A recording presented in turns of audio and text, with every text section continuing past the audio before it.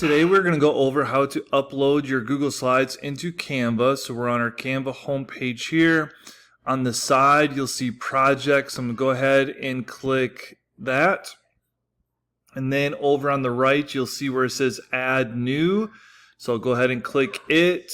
And then there is import from app. I'll click that option. And then we will click Google Drive. After you select Google Drive, you'll need to select the account you want to connect, and then you'll need to give Canva permission to see your Google Drive files.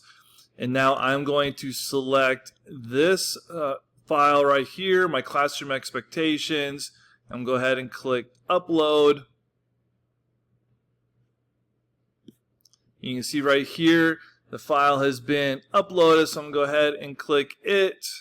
Now that I have my presentation uploaded to Canva, I can go ahead and I can click Present, and go ahead and click Present there. And then I have the fun little shortcuts that I can use with this, like blur and quiet and confetti, all kinds of fun little things. So that is how you get your Google slideshow uploaded into Canva.